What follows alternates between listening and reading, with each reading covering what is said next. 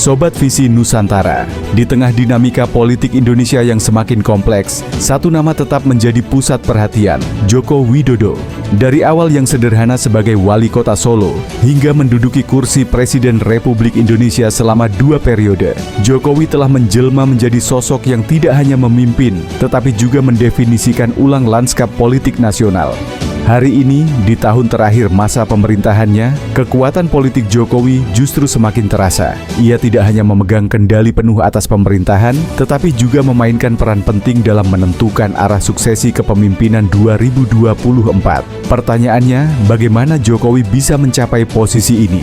Apa yang membuatnya begitu powerful di tengah tantangan ekonomi global, tekanan geopolitik, dan kritik atas demokrasi di Indonesia? Mari kita bahas lebih dalam. 1. Konsolidasi kekuasaan melalui koalisi politik besar. Jokowi telah membangun koalisi politik yang solid dengan melibatkan hampir semua partai besar, termasuk oposisi. Strategi ini menciptakan stabilitas politik yang jarang terjadi di era sebelumnya. 2. Kepemimpinan yang populis dan progresif. Dengan pendekatan sederhana dan kebijakan yang fokus pada masyarakat bawah, seperti pembangunan infrastruktur besar-besaran dan program sosial, Jokowi memperkuat legitimasinya sebagai pemimpin yang bekerja untuk rakyat. 3. Penguasaan aparat negara. Posisi strategis di TNI, Polri, dan birokrasi diisi oleh orang-orang yang loyal, memastikan pemerintahan berjalan mulus tanpa hambatan besar dari internal. 4. Pengaruh di panggung global. Jokowi memanfaatkan momentum sebagai pemimpin G20 untuk menunjukkan bahwa Indonesia bisa menjadi pemain utama di dunia internasional, memperkuat posisinya di dalam negeri. 5. Minimnya oposisi yang kuat.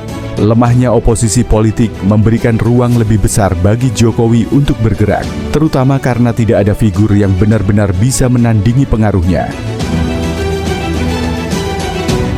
6. Memanfaatkan polarisasi politik dan rekonsiliasi.